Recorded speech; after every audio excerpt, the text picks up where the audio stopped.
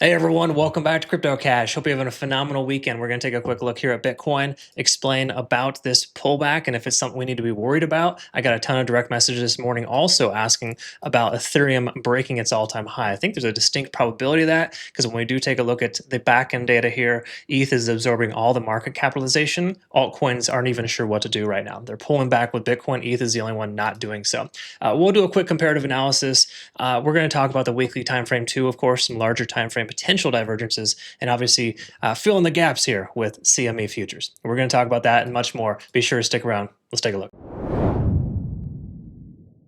All right, folks, let's go ahead and take a quick look here at Bitcoin, see what's going on. I do feel like we're going to see a bit more further of a correction. We'll talk about liquidation data here soon, but there are some indicators letting us know that further downside is a possibility here for us. I don't think it's going to be monumental per se, but I think it is definitely going to be a pullback nonetheless. Let's talk about, first of all, the backend data, just kind of give us some perspective on what's going on here. Crypto market overview, kind of letting us know that fear and greed index is still neutral. That is very relevant in the sense that 112 to 120,000 when Bitcoin's kind of in that range, we don't really have too much to worry about. You buy the dip and sell the top. That's kind of the concept here. Right now, we're in the lower range here. So more accumulation seems to be like a better consideration based on the fact that altcoin season index is still in really good shape here. We're at a 47. This is just kind of a gauge of how strong altcoins are versus Bitcoin, along with the market capitalization. With 1.7 trillion still remaining the case here for crypto market cap on altcoins, I feel confident that altcoins are going to be doing fairly well here considering moving forward. Just based on the simple fact that we're not seeing massive dumps. Speaking of which, let's go ahead and talk about CME futures and discuss just quickly where we're at here. Because right now, the price of Bitcoin's in the low 114K range. So we've got a pretty sizable gap between roughly 114 presently and roughly 117,000. So that's a distinct probability we're going to see the price continue higher from here. And that's not the only reason why it could go up, but also we're starting to see overextensions too. I'll talk about that in a minute. There's also fair value gaps as well that have been mostly filled, and we'll look at the charts here shortly. To clarify though, on Ethereum, this one is an interesting one. This one's very close to break even. We're at like 48.20, and this 48.50 was that CME gap. So I think CME gap for Ethereum is probably going to be filled here relatively soon. We do have a basically this is a negative, if you will, where Solana is upwards in the 205 to 208 range, and the CME gap, CME futures close at 200. So this would suggest that we're going to see a pullback to that local support at about 200 for Solana. Okay, so it's right now at about 207 by the looks of it. Okay, so that's kind of the concept there. Now CME gaps, there's no guarantees in those, folks. Try not to attach yourself to it, but they're eventually filled at some point. So in that case, if you're looking for a long on Solana, maybe consider waiting until that is filled and hypothetically take that bullish back to that $200 support level. All right, that's kind of the concept. So look at the daily time frame here for Bitcoin. We can see we are retesting our local highs here at roughly 114,300. That is essentially that line you'll see on my charts.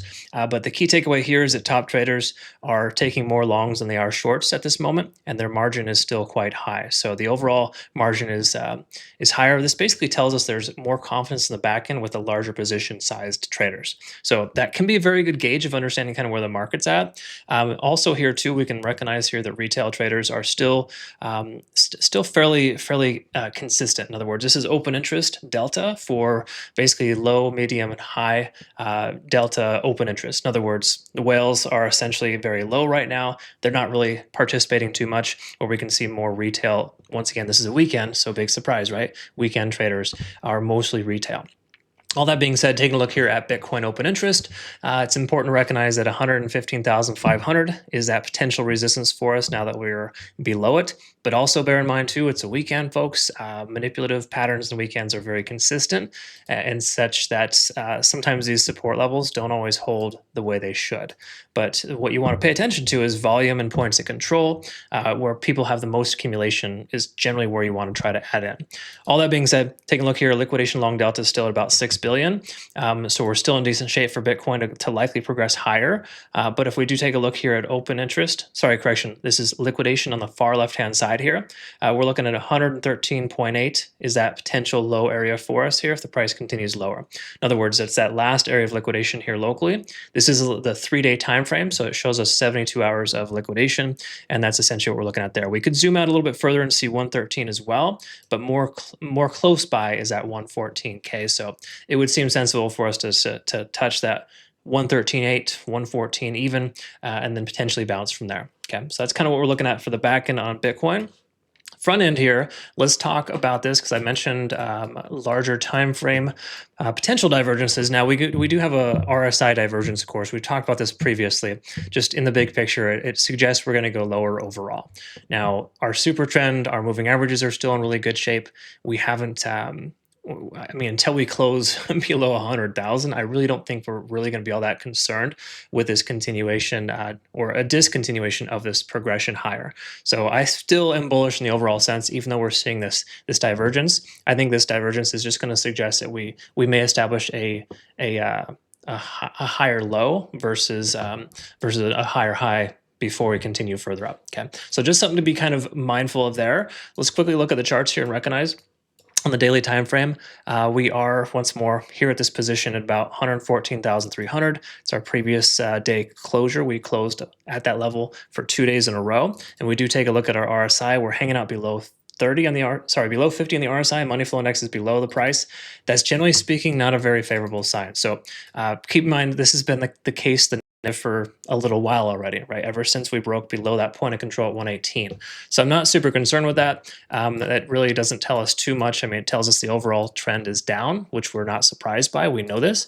But once more, how altcoins are responding to this downtrend is indicative. My thoughts here is that we are starting to see altcoins bottom out, and all we need is Bitcoin just kind of run towards 120, and we're going to see another quick little surge there into the altcoin market cap. So all in all, things are looking good. You know, stablecoin dominance is increasing. We're starting to see that preparation for longs. And the best strategy, honestly, at this point is to just buy the dips whenever the liquidation levels have been swept and to short the tops when those levels have been swept. That has been proven to be a very significant benefit here versus just the overall trend itself, right? Even though we're in a bearish trend, we have established higher highs and higher lows, and that's a good sign.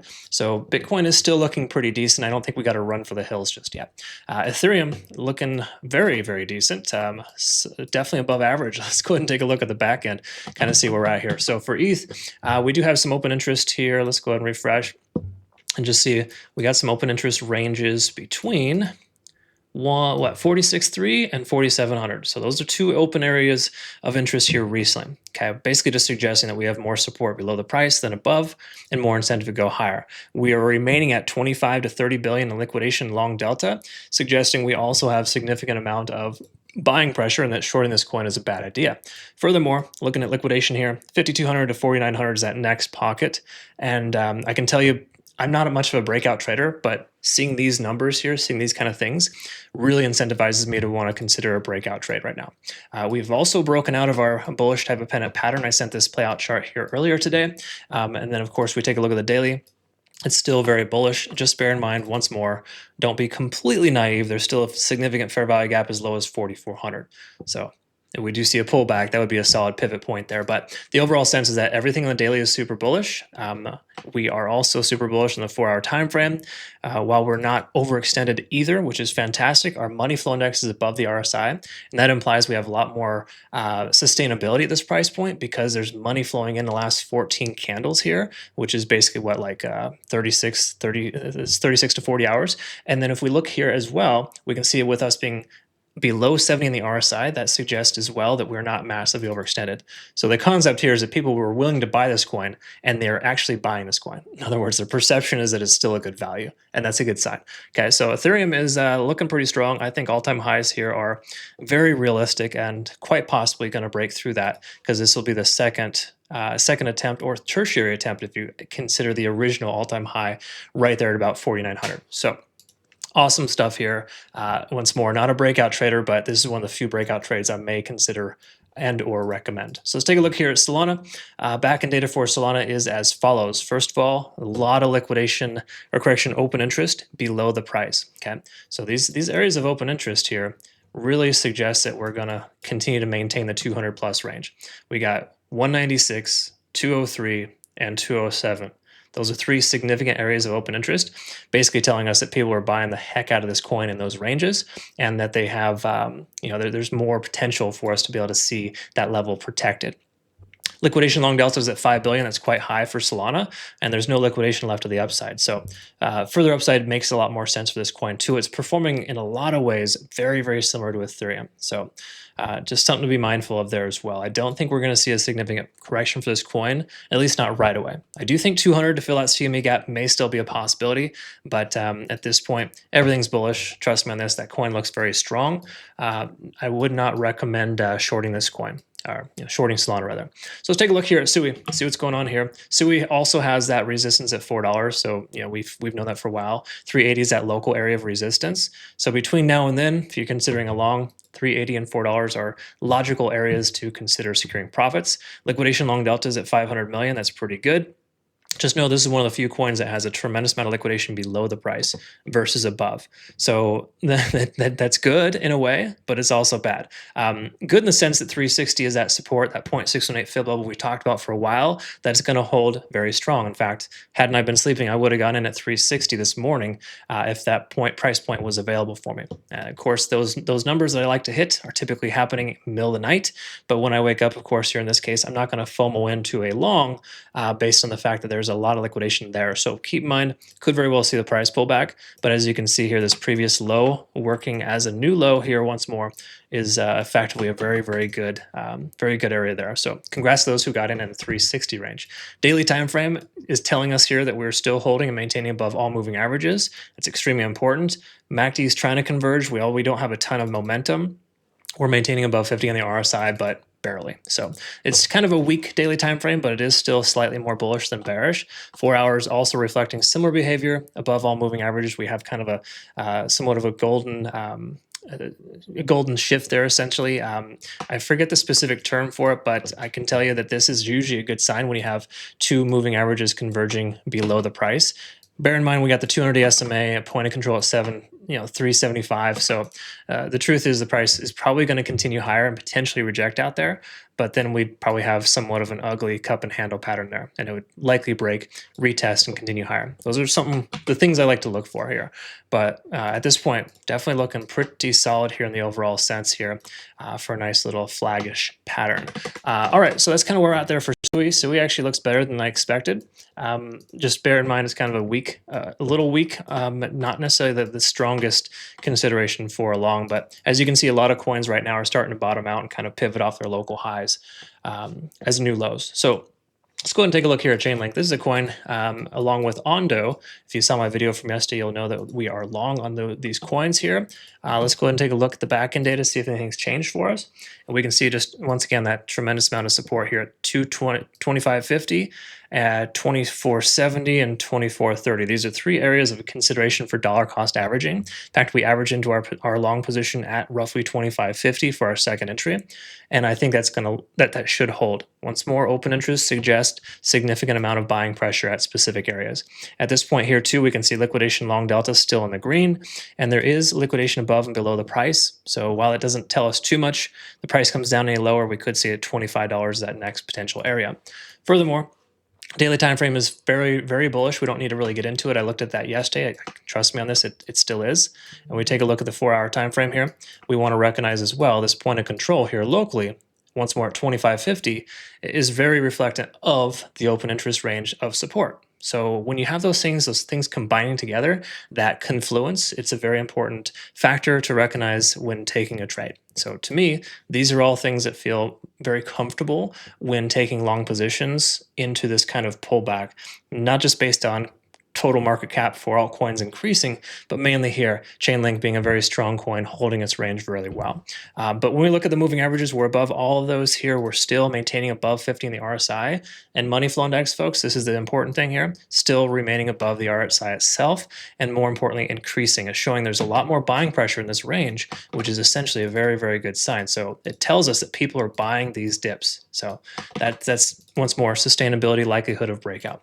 So all in all, things are looking pretty awesome here for these coins that we talked about. I'm pretty bullish on this, even though it looks pretty red and it is a weekend. There's a lot of confirming factors here. The only thing that would potentially invalidate any potential long that you're considering is if Bitcoin ran to the 112 or lower K range. And I think that's a low probability at this point, considering how much open interest is accumulating below for a majority of altcoins here. So I think that's where we're at here. I hope it works out well for you, whichever you do. And thank you again so much for being an amazing part of my life. Don't forget to like, subscribe, follow if you want to become a better trader. CryptoCash.tech is a site link down below. We offer a trading academy, community, and signals group. We secured some nice profits here recently on our, which trades were they? We are looking at Bitcoin once more and Ethereum, of course. So those are kind of some of the fan favorites there to trade. I prefer to trade them because they are just consistent and easy coins to trade. All right, y'all. Hope you have a good rest of your day. We'll see you again soon. Take care out there.